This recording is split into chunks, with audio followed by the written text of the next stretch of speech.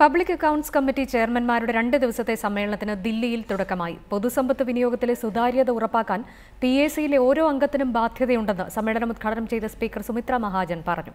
വിവിധ വിഷയങ്ങൾ ചർച്ചയാകുന്ന സമ്മേളനത്തിൽ കേരളമടക്കമുള്ള സംസ്ഥാനങ്ങളിലെ PAC പ്രതിനിധികൾ പങ്കെടുക്കുന്നുണ്ട്. 14 വർഷത്തിനു ശേഷം ആദ്യമായാണ് സംസ്ഥാനങ്ങളിലെ പബ്ലിക് അക്കൗണ്ട്സ് കമ്മിറ്റി ചെയർമാൻമാരുടെ സംയുക്ത സമ്മേളനം ചേരുന്നത്. ദില്ലിയിൽ നടക്കുന്ന 2 ദിവസത്തെ സമ്മേളനം ലോക്സഭാ സ്പീക്കർ സുമിത്ര മഹാജൻ ഉദ്ഘാടനം ചെയ്തു. തിരുത്തൽ ശക്തിയായി പ്രവർത്തിക്കുന്ന CAGക്കും PACക്കും കൂടുതൽ അധികാരം നൽകണം. നല്ല ഭരണം മാത്രമല്ല, നികുതി പണം ശരിയായി വിനിയോഗിക്കാനും ഓരോ അംഗത്തിനും ബാധ്യതയുണ്ടെന്നും സ്പീക്കർ പറഞ്ഞു. All of us are responsible not only for good governance but for the people of India. To give them whatever they want. 24 റിപ്പോർട്ടുകൾ തയ്യാറാക്കിയ നിലവിലെ കമ്മിറ്റിയെ സ്പീക്കർ അഭിനന്ദിച്ചു. PAC നടത്തിപ്പിന്റെ മികച്ച മാർഗങ്ങൾ, സാക്ഷി വിസ്താരം, PACയും കൺട്രോളർ ആൻഡ് ഓഡിറ്റർ ജനറലും തമ്മിലുള്ള ബന്ധം തുടങ്ങി 7 വിഷയങ്ങൾ സമ്മേളനത്തിൽ വിശദമായി ചർച്ച ചെയ്യും. PACയുടെ പ്രവർത്തനം കൂടുതൽ സുതാര്യമാക്കാനുള്ള നിർദ്ദേശങ്ങളും സമ്മേളനം പരിഗണിക്കും. വിവിധ സംസ്ഥാനങ്ങളിലെയും കേന്ദ്രഭരണ പ്രദേശത്തെയും PAC പ്രതിനിധികൾ യോഗത്തിൽ പങ്കെടുക്കുന്നുണ്ട്.